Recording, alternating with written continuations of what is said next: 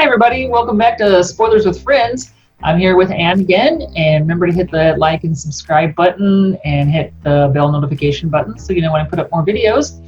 Today, we're not looking at a particular movie or TV show. We're going to look at the Cthulhu Mythos in general, Lovecraft.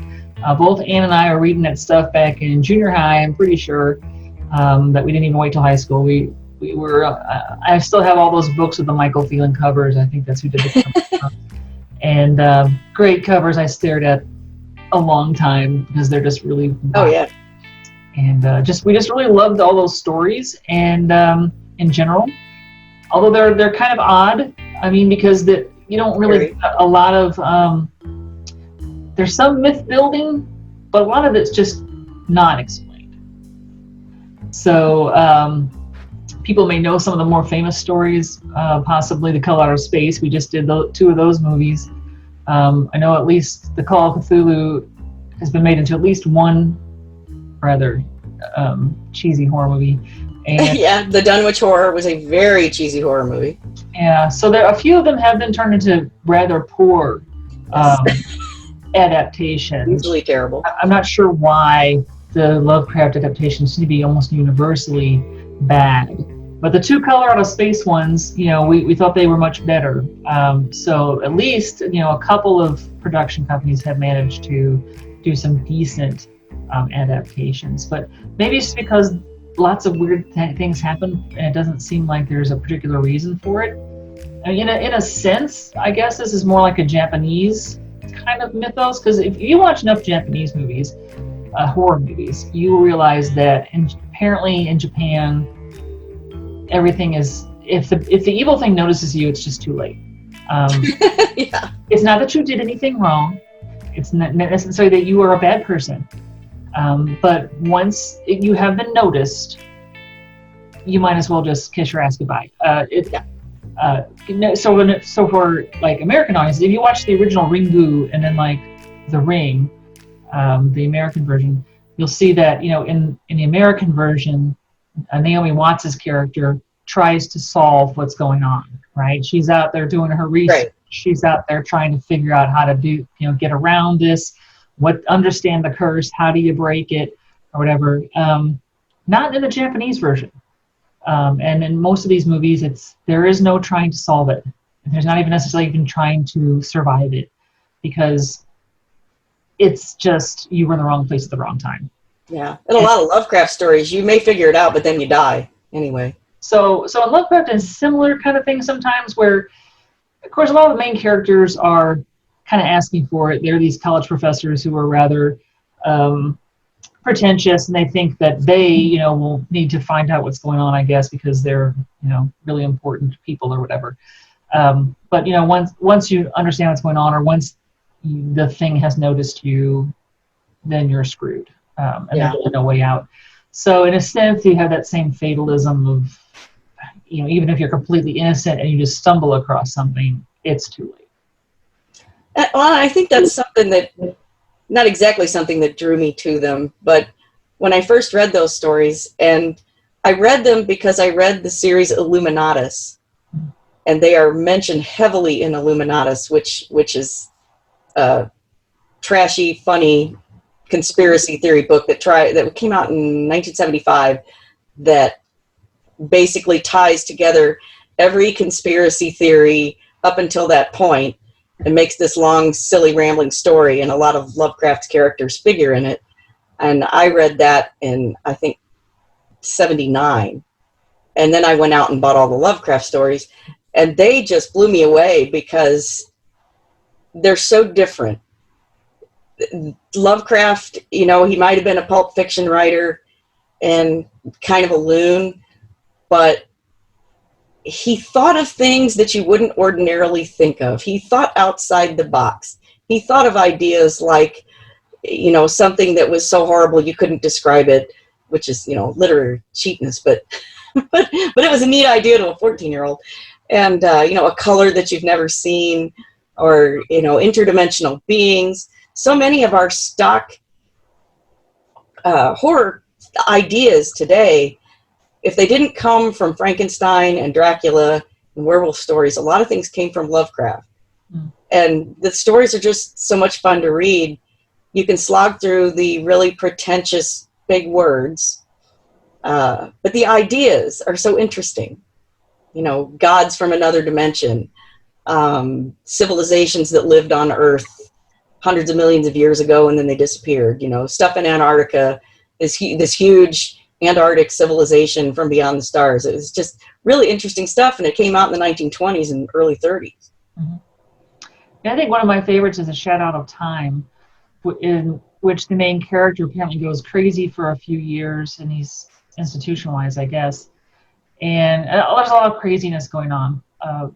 But when he comes back to himself, he relates that what happened to him is that basically his soul basically got pulled out of his body and taken back millions of years to this Antarctic civilization where these giant sort of sea cucumber looking like things have their civilization on our planet, and they keep kidnapping people from the future so that you go back there and then you like record your life and they're like anthropologists, and you record everything about how you live and whatever and when you came from, and then when you've finished chronicling everything about your culture and your life, then they send you back. And meanwhile, one of their people has basically volunteered to be in your body, which apparently is not that pleasant for them because they don't know how to cope, right? So, but your body has been occupied, so it's still alive, and so they send you back, and then you can take up your life again.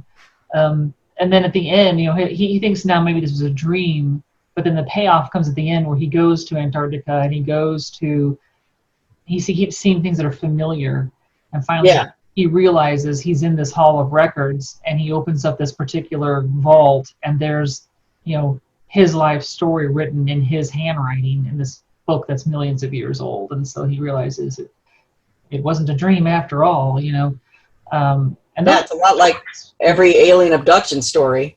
Yeah, that just really those kind of things just really pulled to me, and I just couldn't stop reading them. So they're just weird, and even in that story, there's really no bad guy. I mean, these sea cucumbers don't harm you. They're just the pink cetaceans are sympathetic. Yeah, so some of these things, you got Cthulhu, these other gods, but they're often described as mindless. So they're sort of destroy things, but is there a reason, or is it just because they're just so alien that there's basically no way to communicate between us and them and us, because there's just the gulf is too vast, right? Right, and there are other stories where there are evil humans, like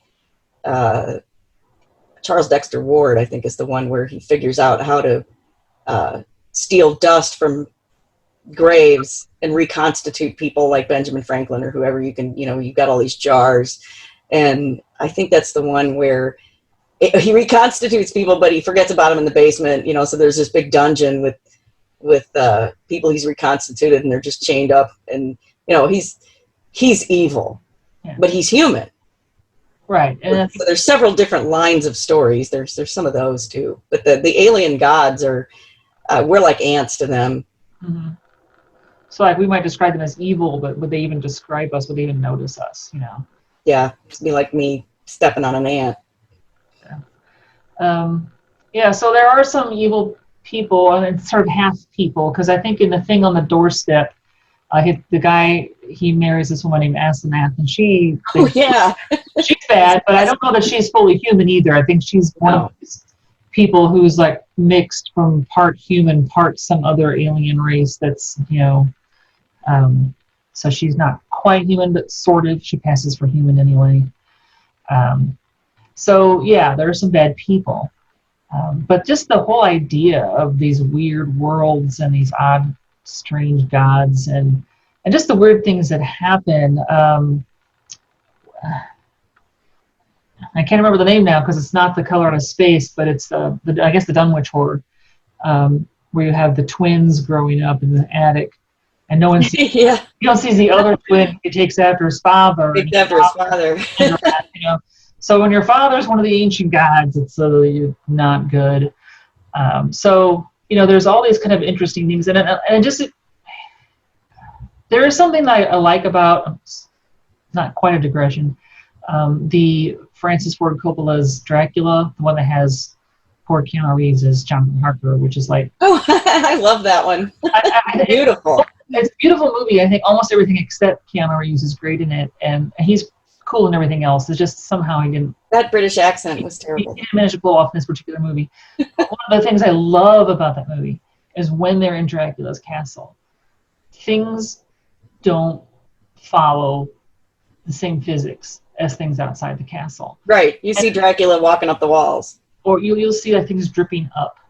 Yeah. Or the Dracula's one thing and his shadow does something else. Yeah. But what I like about it is that Dracula doesn't seem to notice any of this.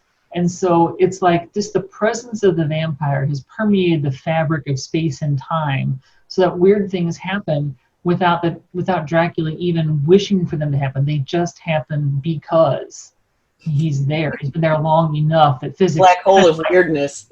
The weirdness happens without any consciousness coming from the vampire at all. It's just that his presence has done this to the universe. And I think that kind of comes up in some stories from Lovecraft too, where it's just that these things are so alien. Yeah. Words There's like one called people are just that they don't mean anything. It's just alienness. There's one called the Dreams in the Witch House, and there's a cool thing in that where the way you get to the other dimension is there's angles that are wrong. And still to this day, how many ever decades later, if I walk into a room and it's not square, I always think, Keziah, I could probably put my finger in that corner and end up in the 14th dimension. It's a house that the witch built, that by using these strange combinations of angles and geometry and chanting things, she can vanish herself out of wherever she's at and into someplace else, like out of jail. Yeah, it's the fact that non-Euclidean geometry, right?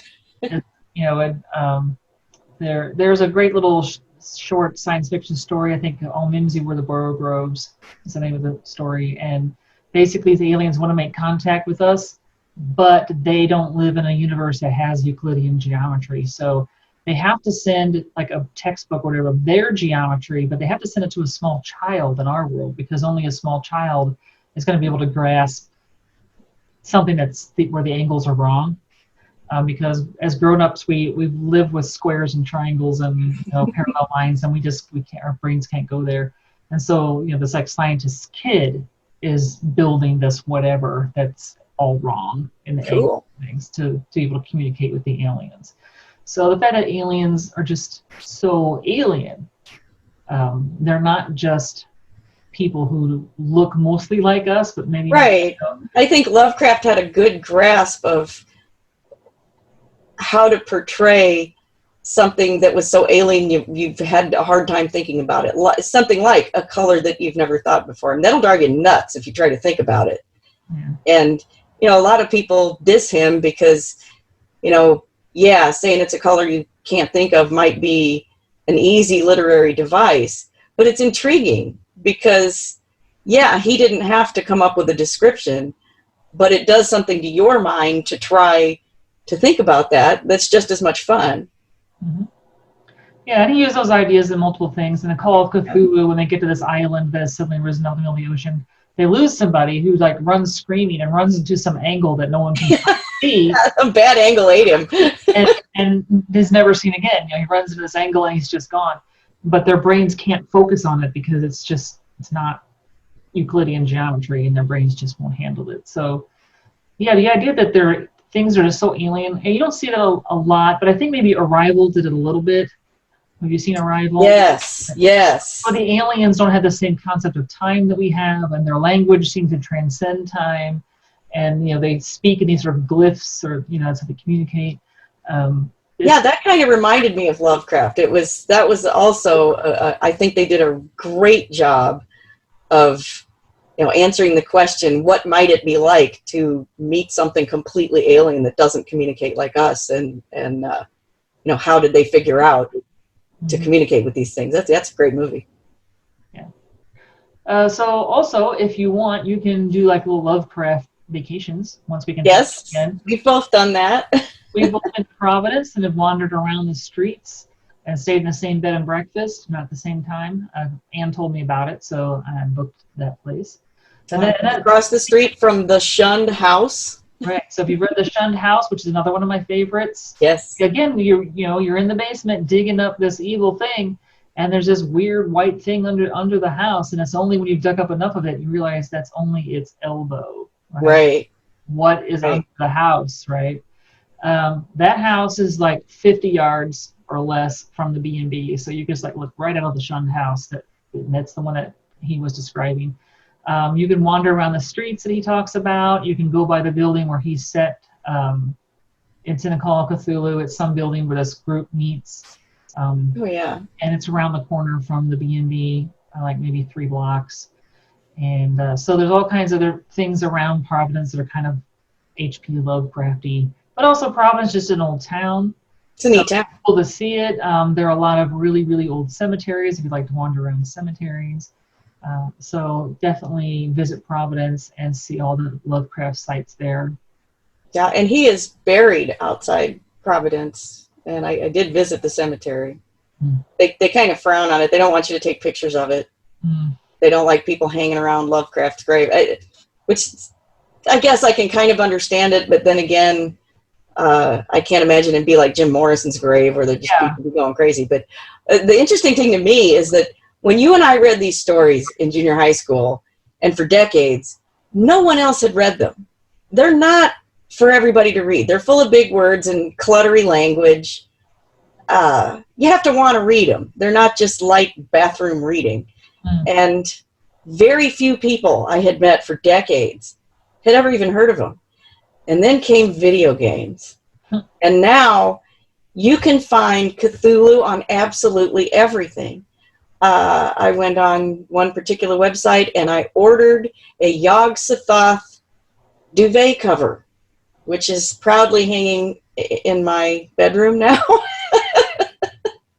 And but there were hundreds and hundreds of pieces of artwork that you can have made into everything. I've got a Cthulhu face mask, of course. Yeah, with tentacles.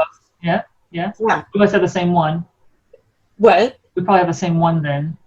Oh, maybe we do. I don't know. But the video games gave Lovecraft a completely new audience.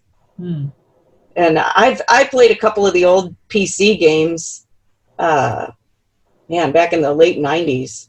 There was one called Necronomicon that was really good. The Wii games, they were Call of Cthulhu for Wii. I've lost touch with that, so my daughter and her husband, I'm sure, could tell us what is still out there. But they're still going strong. And I meet people that are 24 years old and they know Cthulhu, and I'm like, why? You don't mean to be insulting. You don't mean to say, well, you don't seem like somebody that reads, but gave him a whole new audience. That's cool. Yeah, I have a T-shirt that. Well, there are many T-shirts of Cthulhu. I like the one. I can't remember which presidential election it was. It might be like Cthulhu 2008 or Cthulhu 2012 or something. It's like when you want to vote for the greater of two evils. And the one I have shows a phone, like an iPhone screen, and it's come up that Cthulhu is calling you. So it's the call of Cthulhu, right? And so then it has the yes, no on it. Like, are you going to accept the call? Oh, I've seen that. Or I have one that says Cthulhu. I don't know. Yeah. I have one that says Cthulhu 2016. Yeah. So yeah, people are making a lot of bucks out of Cthulhu now. Yeah. Which I'm not sure if anybody actually reads the stories or not. But they play the video games, and I have heard there have been several attempts to make big budget quality Lovecraft movies. Is it Guillermo del Toro that did Pacific Rim, or Benicio? I never can keep those two straight. But whichever one is the horror director has a version of At the Mountains of Madness. And I heard it was supposed to come out the same year as the reboot of The Thing. So they didn't release it because the two movies were too similar. Okay. I don't know. You hear things like that all the time, and I can't remember. Anybody can Google this, but there were some big names in it. But I would really love to see that. There are very popular adaptations of Lovecraft stories, like Reanimator, and From Beyond, neither of which I can stand because I think they're just gross. not in a good way. I just don't like them. That's not my kind of thing. And the Dunwich horror from the mid-'70s, it's better, but it's odd to me that these got relegated to drive-in status, basically B movies, where they always seem to have a gross sexual element to them, which is ironic because Lovecraft himself seems to not really have noticed sex at all. There's no sex in Lovecraft stories. There's barely any women in Lovecraft stories, and I don't really recall any romance. It's just not one of his things. He just didn't talk about that. But I guess a lot of these directors figured you weren't going to have a movie without that. So yeah. So maybe we'll get some cool adaptations. I think that though they have to keep in mind that what makes them work, right? That the alienness, the oddness, without making it campy, which might be the trick. So I think more like the German version of Color Out of Space did that pretty well. Where played it really straight and kind of underplayed it in a sense. There's not really scenery chewing or anything on the part of the actors. It's just right. Low key. And so in a way, to really pull off that weirdness that's going on, because you don't know what's going on, but at the same time you don't have people running around turning into monsters or women naked on an altar or something odd like that. So and I think that's one Lovecraft himself would have probably appreciated, because he had a pretty high opinion of himself, and I don't think he liked to think of himself as a pulp fiction writer, but he was, so he knew that he had to put some amount of people getting eaten and stuff like that into his stories, or they wouldn't sell. But from everything I've read and watched about him, he thought he was pretty highfalutin. He came from a pretty rich family that kind of fell on hard times, but he thought of himself as a patrician. That's one of those old English gentlemen, New England families who've traced their generations back to the Mayflower or whatever. Yeah. Okay, so any final thoughts? Cthulhu Fatagan. Yeah, and read them if you haven't read them. If it's horror is kind of your thing, you want something a little bit different that isn't, because I am really, really over zombies and vampires and werewolves. If I never see another vampire or werewolf zombie again right now, I'd be fine. It's been done, but Lovecraft rarely has been done in film or TV, right? So, but the stories are certainly worth it. I for people who have never read one, I would recommend The Call of Cthulhu and At the Mountains of Madness. Mountains of Madness is a novella. It's a little longer, but it's a great story. All right. Well, thanks for joining us again, and we'll see you next time on Spoilers with Friends.